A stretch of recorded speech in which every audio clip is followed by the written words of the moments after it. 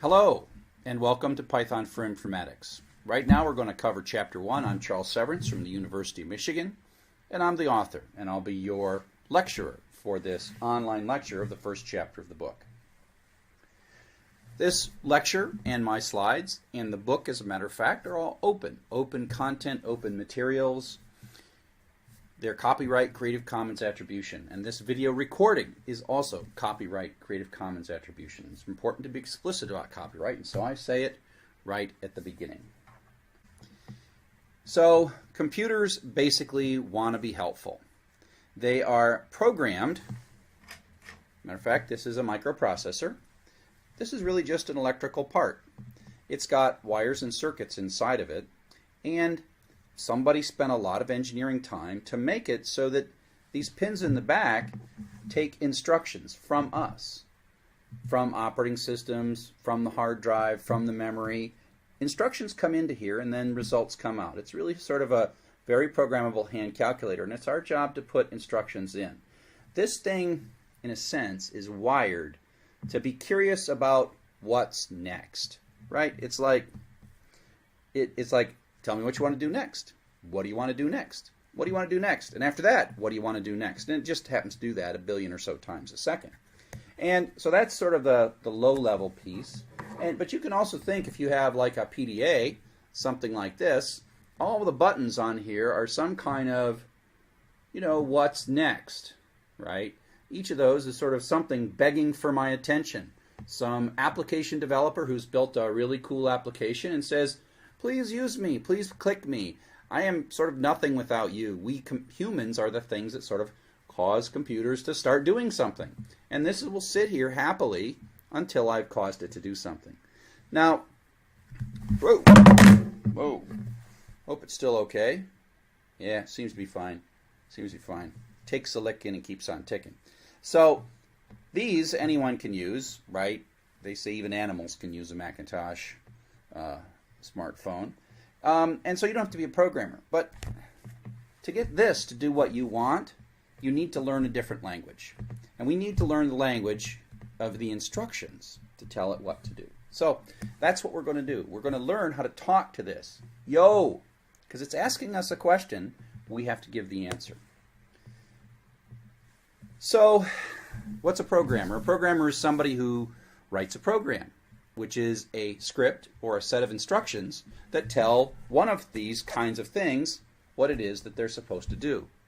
And sometimes you're running a program like Moodle, an open source learning management system, or Sakai, another open source learning management system.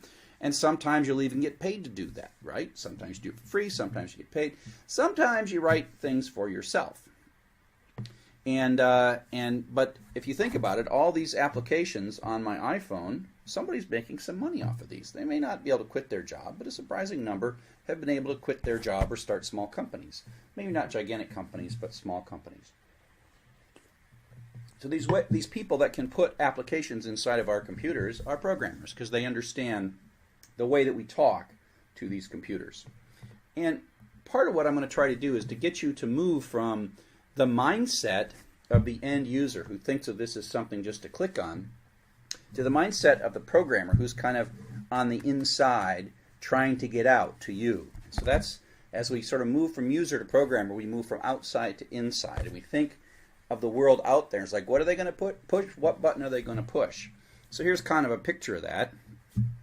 So on the outside, we're users. We click on buttons, we click on websites, we click on buttons on our phones, etc., etc. But what's really going on inside of all that is there's a computer with a bunch of hardware inside of that. And it has inside of it data, networks, other information, and software is what makes all that make sense. And so part of what I want you to do is I want you to stop thinking about how to use these things from the outside, and we move to becoming a programmer. We're someone on the inside. We're with the CPU. We're with the memory. We are with the network connection. We are doing things on behalf of the user and presenting them back up to the user. So why be a programmer? Now, this class is specifically not trying to turn you into a professional programmer, even though I'd be very proud if after 5, 10 more classes you were a professional programmer, but that's not the purpose of this class. Sometimes you just want to get something done. You got an Excel spreadsheet at work and the data's not right. You got the data from somebody else and it's got like extra spaces where it shouldn't have it, or the missing fields or something. You got to do something to it that Excel can't do, and you're stuck like saying, oh, I want to mess with this data and put it in Excel so I can do my job, but it's a pain in the neck and I have to sit and bring it into a text editor like Microsoft Word and go line by line and make all kinds of mistakes and clean the data up.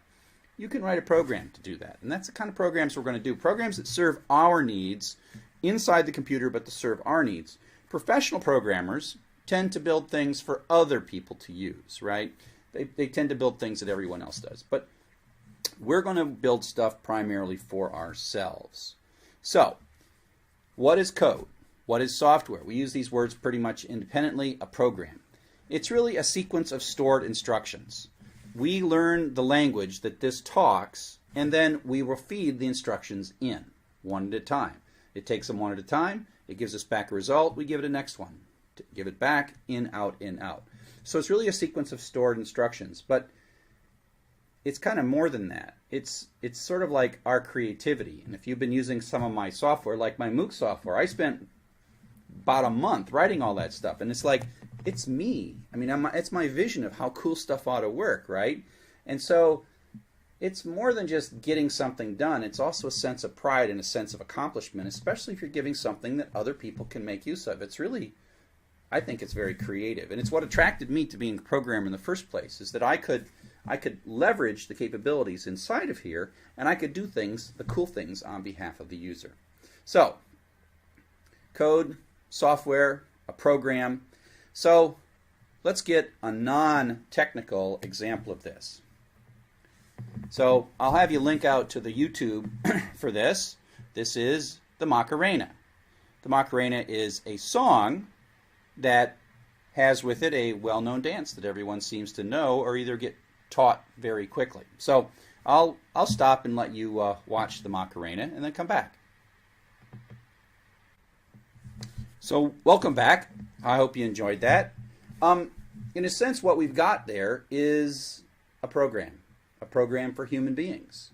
And maybe you learned that at a club or something and they told you what to do next. Well, I can teach you how to do the Macarena by writing a simple program right now.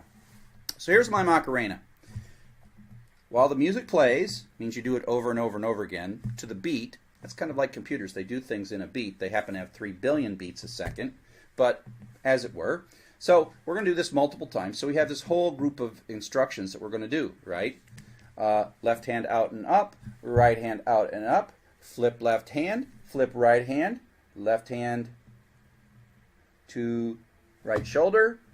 to left shoulder, etc., etc. Now, this particular little program has a mistake in it. Actually, several. I want you to look and see if you can find the mistakes in the program.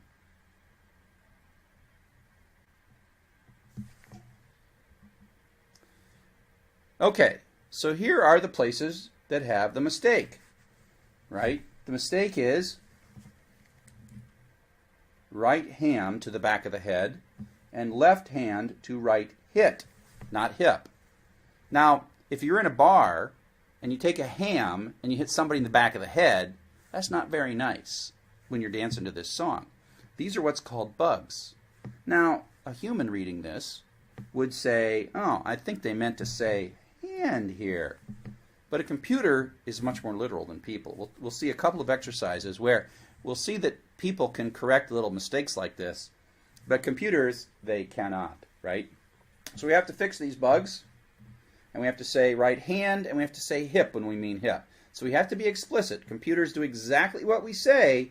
They don't do what we mean to do. So let's clear that. Here's another example. Okay, let's see how this comes out.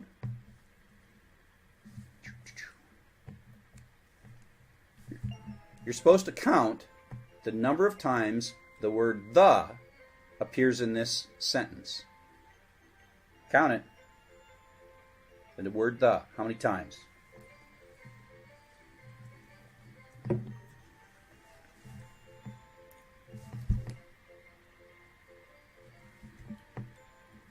Okay. your turn.